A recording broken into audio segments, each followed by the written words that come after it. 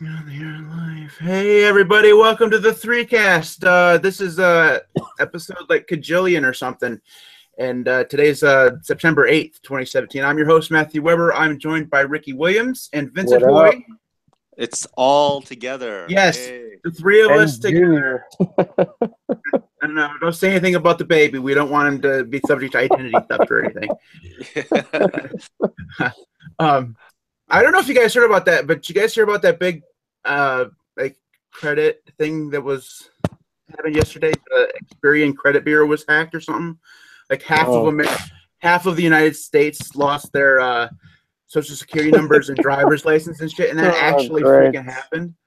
Yeah, like Equifax sold it or something. Like Equifax sold out or something. I can't remember something about that. Well, their website or whatever had a big, huge security flaw, and then they decided not to tell anybody for like 2 months. Yeah. Yeah, not good. Anyways, so let's talk about iPhone, shall we? We're not going to do. Normally, we would review a movie. We're going to talk, but instead, We're gonna talk tech like the good old days. Yeah, we're going to pretend it's 2009. We're going to change our name again. I don't think that's going to happen. All right. Anyway, so we're going to talk about the iPhone 8. This was Ricky's topic. Obviously, because he's an Apple fanboy. So let's talk about the $1,000 iPhone. Ricky, what did you want to talk about?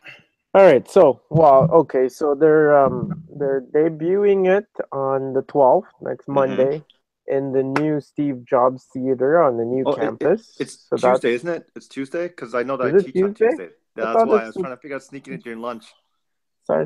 Tuesday. Sorry, got my day. Yeah. One day off. Yeah, so Tuesday, 1 p.m. EST, I think is their usual. In the new Steve Jobs Theater, where every seat costs $14K. So it should be cool. So here's the big things that the internet the buzz about. Okay, so it's got the OLED screen, supposed to be edge to edge, very minimal bezels. So basically, you're gonna have the screen of Plus model in the chassis of non-Plus. So iPhone 7 chassis with the 7 Plus screen, because bezels are going away. It's edge to edge. The major thing that everyone's talking about now is they were trying to embed the Touch ID sensor into the screen because there's supposed to be no home button. There were some rumors that it's going to go to the back, and some rumors that it's going to go away altogether because they have this new facial recognition thing. And also they've been talking that so what they're going to do is they're going to debut the usual two iPhones. So would have been the 7S and 7S Plus, and then this new one. But now they're saying that instead of, they're going to skip the S altogether and just go iPhone 8, iPhone 8 Plus, and then this new OLED is going to be iPhone Edition. So in essence, they're debuting two that will be LCD in the form factor that the 7 is in right now, with the usual stuff, faster processor, better camera, blah, blah, blah. And then there's the OLED version, which has like all the bells and whistles and stuff. And then also that version is going to be more expensive because of the different technology that's in it. So everyone's saying it's going to cost $1,000 or more, depending on the memory config. So I just kind of wanted to go over what you guys think about those rumors. Are you considering getting that one or sticking with just the quote-unquote S model?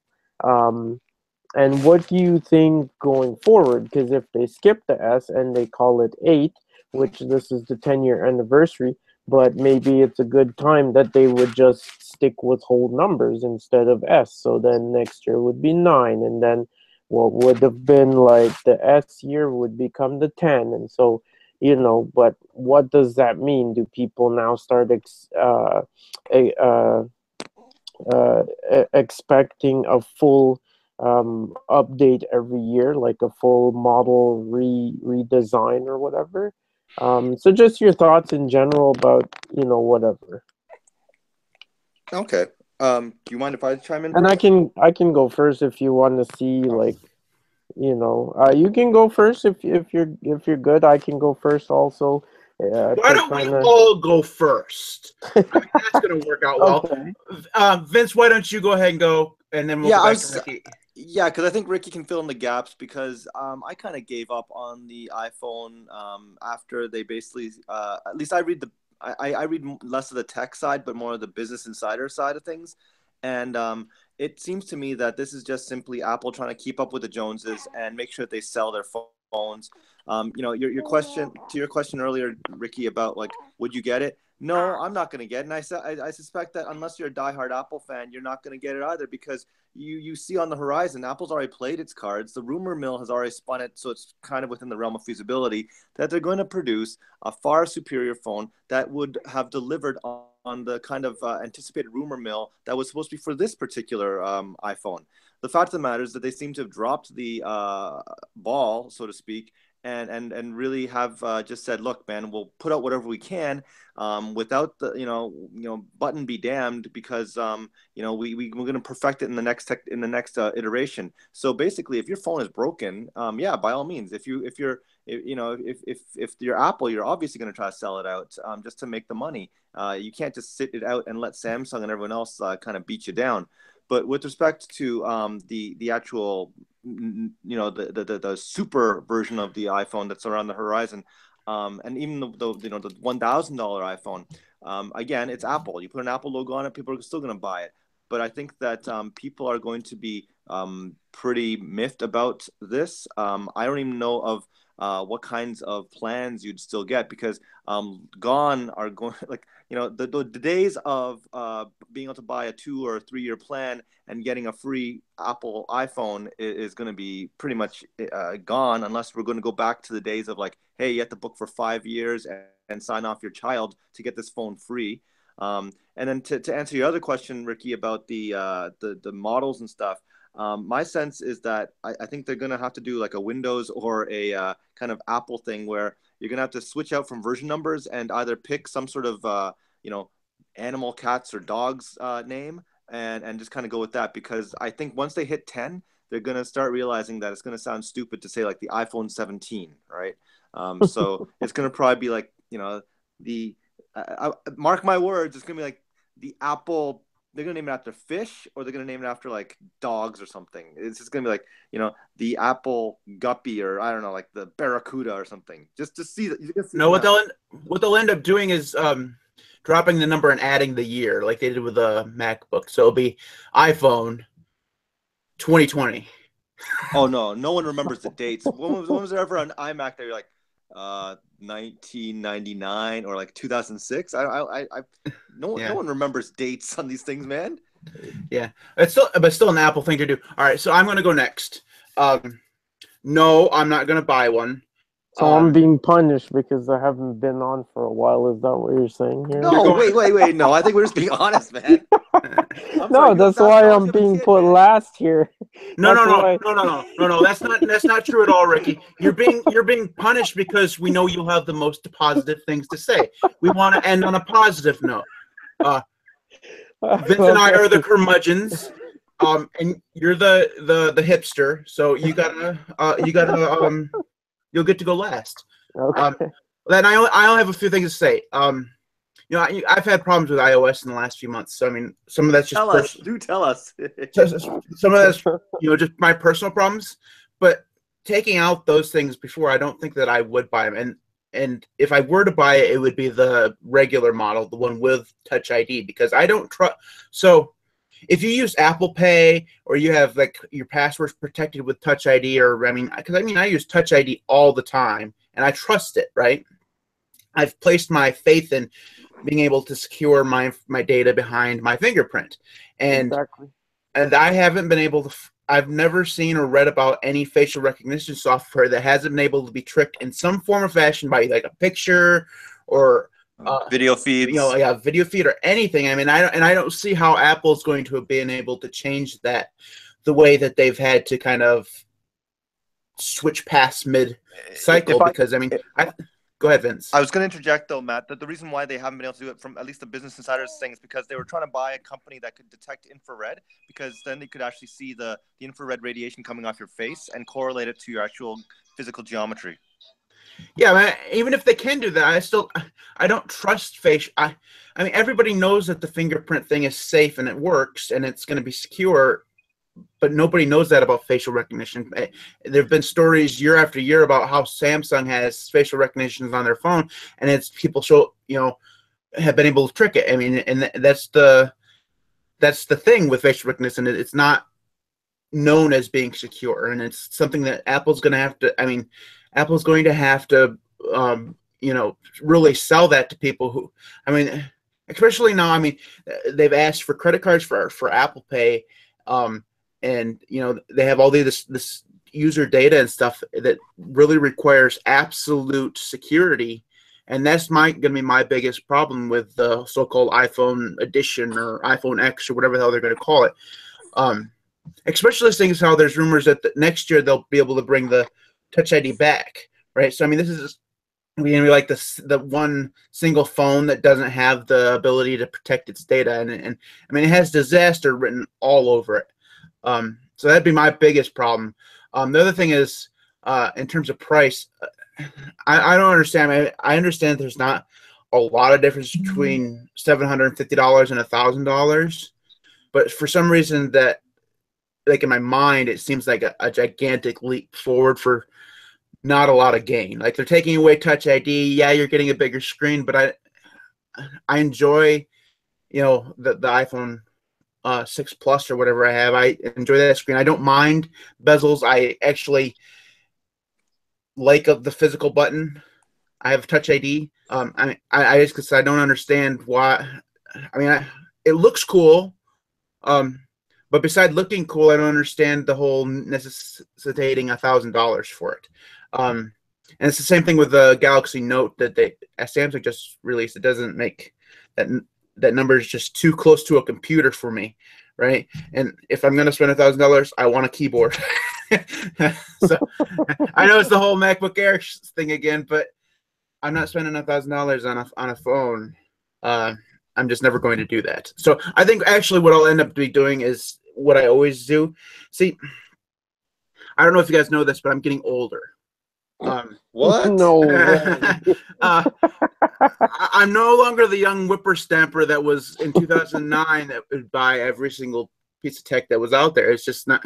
I'm okay being a generation or two behind nowadays.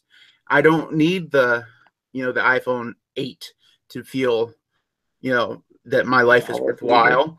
So probably what I'll end up doing is when these phones are out and have been out for a little while, I'll go get an iPhone 7.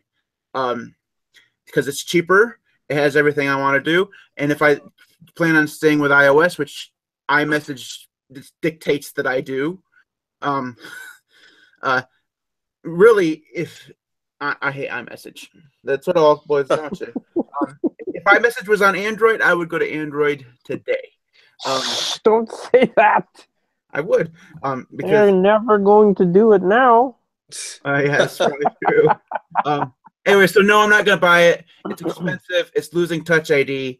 And the whole releasing 3 of them at the same time is just, I don't know, you're just going to confuse people more and more. The more, I mean, the MacBook market right now is flooded with a whole bunch of different models, and I don't know, like they have the MacBook, they have the MacBook Pro, they have the MacBook Air. They all look the same to me. They still have the MacBook? I don't even know this No, anymore. it's the new one. So they have the MacBook. The MacBook Air is gonna die soon. So that the MacBook, until the MacBook cost goes down to MacBook Air region, they're keeping them around. But once that becomes entry level, MacBook Air will disappear. They just have so many in the lineup that it's just so totally confusing. I don't know what the difference is. I know some of them have that stupid touch bar thing at the top. Some of them don't have the touch bar. Some of them only have 2 USB-C ports. Some of them have more. I mean, it's just so confusing. And now they're going to do it with the phones. And I understand this year it's fine, but wait until they have like 6 or 7 of them. I mean, It just, I mean, especially when some of them are going to have buttons, some of them aren't going to have buttons. So like the ones without a home button, you're going to have to learn a whole bunch of different gestures or whatever. Um, and I mean, how are you going to? I mean, the home button does so much on the iPhone. I mean, it accesses Siri, it gets to your multitasking, it takes you home, it functions as Touch ID. I mean, so much relies on that button. It's going to be very interesting to me how they teach people how to reimagine what they do with the button. All right, and I'm done with that. Ricky, why don't you go ahead and get your soapbox Okay, out. so to start off, I'm just gonna say that we're talking about rumors. So, until next Tuesday, none of this is actually true. But this is what we've heard, this is what we think. So now me personally, so first what I'm gonna deal with, I think, is I'm gonna talk about the price. Okay. So a lot of people have gotten used to subsidized pricing, paying $200-300 for an iPhone. Since day one, I've always bought my phones outright. I've always paid full price for them because of the fact that I like to be able to be in charge of my plan. I haven't been on a contract for like 8 years now. Um, so I buy the phone full price. That way I don't need to be on a 2-year contract. I can pick the data pack that I want, the whatever. Um, but the thing is with that is you have to remember that Apple stock is at a high right now. The news has been covering the iPhone 8. It's the 10th anniversary iPhone. They've been saying how great this thing is going to be. It's the one with the OLED screen and it's edge to edge and the bezels are gone. Everyone is foaming at the mouth. They've been saying how stocks are going to be low. So if you're Apple, it goes back to when the iPad wasn't released yet. Everyone was saying, this was Apple's first tablet device. It's going to be over $1,000 for sure, and blah, blah, blah, and the Apple tax. I think this is the same thing. The iPad came out and it was like 549 or 700 or something like that. I can't remember, but it was a lot lower than everyone thought. And if you're Apple, you have to figure if they price it too high, um, people aren't going to buy it and it's going to sit on the shelf. What that does is it does the double effect that number one, the stock price is going to plummet. Why? Because the news is going to go gangbusters because of all the hype that's surrounding it. And they're going to go double duty dump on it and say, it's so bad no one wants to buy it because it's so expensive and their stock price is tanking and they don't know what they're doing, and here comes the Apple is doomed, right? So they have to balance that. I don't think it's gonna be $1,000. I think they're gonna price it low enough that they do make profit on it, but people who are expecting $1,000 are gonna look at it and say, "Damn, this is cheap." And people who were gonna pay the $1,000 anyways are gonna be like, "Okay, who cares? Let's buy it." Um, so that's what I think on the cost. Yeah, there are memory configurations, so those are going to be more expensive, but that's normal. Yeah, but Um, Ricky, like, just look at it this way. Like, what's the, like, no one, that they're not going to have a 16 gig new iPhone. It's going to be like in the order of, like, 64 plus, right? And what's going to yeah, happen, like, look at the existing iPhones that have 64 128s. Those things are, like, at least in Canadian dollars, pretty damn high as it is, yeah, right? it Like, is, but there's the entry level. That's what I'm saying. That's what everyone's talking about. So, like Matt said, with the difference between the cost now, which is in the $700, to this phone starting at $1,000, and I'm saying I don't think that it's going to be that, because if you're Apple, they have so much money in the bank that if they wanted to, they could take a loss on it. yeah, But and I like, think that That's they're going never to going to happen. price it. I'm not saying they're going to. I think they're going to price it that they still make a profit, but the price of the thing is under what everyone thinks it's going to be. I don't think it's going to hit $1,000 for the entry level. It wouldn't I surprise me if don't they think come in they at like can do that. $8.99 or something. $8.99.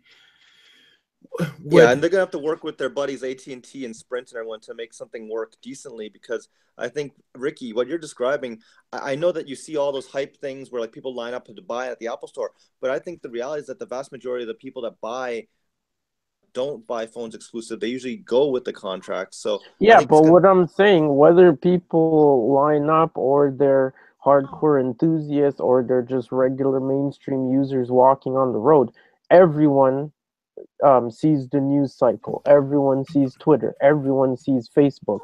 And make no mistake, if the first day comes and it's not sold out and people can just walk in and get one because there's tons in the back stock room, I guarantee you that every single news outlet is going to have a headline saying how much it's a failure. And the reason is because it's priced so high. And Apple doesn't know what they're doing to price it so high, and that Apple is doomed. Apple will not risk that PR. Like Well, all three of us know that Apple is a PR juggernaut, that their brand is the most important thing to them. Roger, please contact reception. you're getting busted. No, it's lunchtime, so I'm not gonna call. So So yeah, so like I said, they've got billions of dollars in the bank. They could afford to take a loss on every single phone. I'm not saying they will. They will still make a profit. But at the end of the day, the PR more than the profit on each phone is more important to them because the PR from this being a gangbuster hit, an anniversary phone that everyone wants, means that the next model coming out is going to have a positive look to it. So, I mean, just given the polarizing effect, do you think that Apple's going to be smart enough to like say, "Look, man, we have a phone that's really super expensive, high end. Are they going to go down the Apple like iPhone cheap, the C model? Do you think No, they're going to they're have some not sort going of to. No, no, they won't. not release a C, but like I mean, are they going Mhm. to have some sort of recourse for people like the guys that have Yeah, three that's what I'm kids? saying, right? That's why they're having three. So you'll have the two regular models, which will be the 8 and 8 Plus, and that will be more in line with the price you paid for your 7. It will be the exact same price for the same memory configuration, but it'll have the faster processor, and they might bump up the memory configuration or whatever, and then you'll have this higher end model which has the OLED screen, the edge to edge, very small bezels, but it will maybe be $100 more, $200 more, but it will not be this one costs 700 and this one costs $1,000. I think that they will eventually come out with another SC model. So right now they're at the 5 SC. They might go up to the 6 SC or maybe the 7 SC or something. Yeah. That has the form factor of like the regular, say the smaller version of the 7 or 6, but has newer internals that's like $399 or something. That's a lot cheaper than something that they're going to sell to the higher end markets. Because my nephew actually just bought the iPhone SE, and what's interesting is, he likes bigger things. I thought that he would go with one of the bigger phones, but he likes the smaller phones. So I mean, I still think there's a lot of people out there who aren't interested in a 4.7-inch screen or a 5.5-inch screen or whatever the iPhone edition is going to have. So I think that we'll see like an event in January or March or something, with a lower end. Yeah, because I see like I see old people, I see kids wanting to have an Apple iPhone because they've already been using Macs and the Apple ecosystem, and it just naturally wants to gravitate them towards buying something, but they don't want to spend even the $700. They don't want to spend that out, man. Right, and parents really don't want to spend that for something that the kids are gonna break and throw around and lend to their. Don't get me started, man. So their friends. next thing I wanted to go with is the whole home button thing. Now that I think I'm so torn. Okay, I'm like the Touch ID. Here's the thing: Touch ID is like phenomenal. Why is Touch ID phenomenal? Because of Apple Pay. Apple Pay is spreading everywhere, and people are adopting it simply because of Touch ID. It's much more convenient. You pull your phone out, your fingers already on the button. It authenticates you. It uses your fingerprint, so people feel secure about that. to take that away, I don't think that Apple is so stupid because even though Apple Pay is spreading, there are still so many iPhone users who don't use Apple Pay. And, to tell them, okay, here's Touch ID, you're using your fingerprint, it's secure, and then to switch and say, okay, we're getting rid of Touch ID. Now we're going to use facial recognition, which people, some people are going to think it's hokum. Like Matt said, if you can fool it, so someone comes out with something where you can fool it, some people will think, well, what if I'm behind the person in line? And you know what I mean? Like, there's just too many funky things for me to think that they would gamble on Apple Pay just in order to have the coolest technology. I feel that somehow they're still going to pull off Touch ID and they may have facial recognition for less important things like unlocking your phone. So, facial recognition is faster than Touch ID. So you take your phone out of your pocket, and before your finger even reaches the home button, it's unlocked because it sees your face. Um, to me, this feels like technology. Like, if you talk to a lot of car companies, they'll tell you that there's so much technology, so much things they can do with the car, but they can't do it right away because people will be so scared they won't buy it. So sure, facial recognition might be up to the task and they could do it, but the whole thing hinges on the perception, the people being comfortable enough to continue using Apple Pay with this new form. The fact that Touch ID hasn't even been out that long for them to just ditch it and say, hey, we're no longer using that. You know what I mean? So for me, that rumor to me, I kind of feel that they would more go with Touch ID on the back along with facial recognition. But then Touch ID on the back, I personally hate it. I don't know if I would buy the phone if it was on the back like What if, that. what if they put it in the? So if you read like Boy Genius or whatever, they're known for their inflammatory headlines and like, oh my God, Apple's gonna die and this is terrible and the world's ending and all that bullshit. Um, but what if they put it with in the logo? I mean, the logo's there anyways. It has a different texture, so you can kind of feel it that it's back Yeah, there. It's in the center of the phone, so it's easier to reach. It's easy to reach even on yeah. the gigantic phone.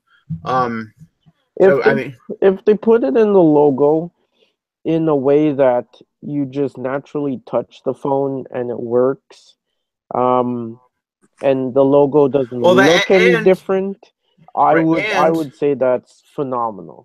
and But the if case makers yeah, all already put the holes in their cases in the usually cases where the so that they logo, can see the logo. So I mean, it's not yeah, as if case makers are going to have to change a whole bunch of stuff. They're not going yeah. to put it up there by the camera or whatever. I mean, it's, like I And said, it's not it's like Apple cares about that. They would just make their own case with the cutout that works like perfectly Yeah, and but tells I you mean, buy that. ergonomically, guys, that's just weird though, right? Like Well, holding your that's phone, why like I'm the saying it would have to work buttons are where where I the just volume buttons are, man. like it would have like for me it would have to work like I take out my phone and it's just in my hand and it works. Like I don't have to know that it's there and specifically put my finger there because they've spent so many years teaching people the home button is here that the natural transition to Touch ID, you already put your finger there to use the home button, and you've learned that over like 5 or 7 years that transitioning to Touch ID was a snap, Mm. right? So for me, moving it to the back, but you know, eliminating it altogether, personally, I would think they would more go with putting it on the back and having facial recognition more than getting rid of Touch ID. It's totally gone, right? Um, with the whole home button, that again for me, because I use the betas, so I've been using my iPad Pro with the dock and two apps. It's like glorious. I use two apps like 90% of the time, side by side apps, whatever the hell you want to call it. Um, but having that on the iPhone, I don't know. I don't feel that the screen is big enough for that. But then if you're talking about a plus size screen in a 7 size body, like, then I don't know, because I've never used a plus phone. I've seen them and they look gigantic compared to my 7. So maybe at that size it becomes a thing. I don't know. I'm kind of iffy on that whole thing, on getting rid of the home button. Okay, let's wrap this up a little bit, guys, and move on to the picks of the week. So just really But will I quickly, buy it? Yes. obviously. So out of the 3 of us, I'm the only one buying it. Yeah, surprise, surprise. I mean, did we even have to ask? Of course, Ricky's going to buy it. I mean, actually, he's probably not going to buy it. Johnny Ives probably just going to send him a model, in his next care package. Anyway, so of course Ricky's going to buy it. And he's going to show. Vince and I can live vicariously through him until Ricky inevitably returns it. Yeah. Which he does every time. It's okay. It's okay. We know you, Ricky, and you're awesome anyways. All right, so I don't know. Do either of you guys have picks of the week? Nope. I do. All right, so Ricky and I will carry the load. Since Vince doesn't have one, I'll do 2. Like I normally do. So my first one is NPass. So I'm a big LastPass user. To store all my passwords. I like to have like big long passwords, but I don't want to be able to have to remember them. So I like being able to store them in a password manager. The problem is I've switched entirely to Linux. Like I don't even have a computer that I own that has Windows on it anymore. It's actually been a kind of awesome experience. But anyways, so, and LastPass doesn't work any outside of the browser on Linux. They don't have an app or anything, and it really bothers me because the browser extension just doesn't work well on Linux. So I had to leave behind LastPass and try to find another cross-platform password manager that's everywhere that works. And NPass is that app. It's free on the desktop, Windows and Mac, and it's $10 on mobile platforms. So I mean, there's a little bit of a fee, but it's only like it's not like a monthly fee or anything. And it doesn't sync traditionally. Like you don't have to have like a NPass account or whatever. It syncs through like Google Drive or OneDrive or Dropbox or whatever. It just saves the file, and you're responsible for keeping that secure or whatever. But it actually works really well. It's kind of like one password used to be, where you actually had to sync between like iCloud or whatever. Only it's a lot cheaper than what 1Password is, and I actually really like it a lot better than LastPass. It really works. Anyways, the second one is YouTube-DL. Again, I switched to Linux, so I had to find an application where I could download stuff from YouTube, specifically our podcasts and stuff. YouTube-DL is a command line interface application where, I mean, you got to really be into the command line in order to use it, but it actually is like there's so much you can do just in the command line with the YouTube-DL, which is kind of awesome. You can convert the MP3, OGG, Vorbis, I mean, audio, video formats up the wazoo. It's awesome. It's also free and open source. So there's that. Ricky. My pick is Mac ID, which I picked before, but I'm picking it again because it is freaking awesome, and I've gotten so used to not typing my password on my Mac. Now I've got a mid 2012 MacBook Pro, which doesn't have the Touch ID button like the new ones. It doesn't do the touch unlock from my phone because it's older and whatever, for whatever reason. Mac ID is an app you buy and on your phone, and you put it on your Mac. Now you do have to type your password in, so it keeps it. So that is kind of a security thing. I know people who are super concerned about security might not want to do that. I was even hesitant at first until I decided to give it a go. But it connects to your phone, iPad, or Apple Watch through Bluetooth, and it is awesome. You can set proximity proximity, so that when you walk away, it auto locks. And as you walk back, it just unlocks automatically, so you don't even have to like do anything. Or if you want, you can set that it auto locks and unlocks, but it will prompt you. So it'll give you like a notification with an unlock button. So it all depends. Now there are a few caveats. It does tend to lose the Bluetooth sometimes. There is an option where you can reset the Bluetooth. Your Mac will reboot and then it's fine. But I find that if you, for instance, let's say you shut your computer down for the day or you put it to sleep or whatever, if you kill the app on your phone and then the next time you boot up, you reopen the app, it seems to work a lot better. That may be to do with iOS because the app is running in the background. So to leave it continually running, it doesn't have hooks into all of Apple's APIs and whatever. So maybe after a while, iOS says, "What is this?" and just kicks it out, or disables whatever it needs, and it can't connect back to the Mac. I don't Not exactly know. selling this, man. Well, I'm just saying, I don't want to say it's great and people run into these problems and say, "Oh, what the hell is this?" I'm just saying, like, those are the caveats that I found. Really, it's just one caveat, and it happens like intermittently.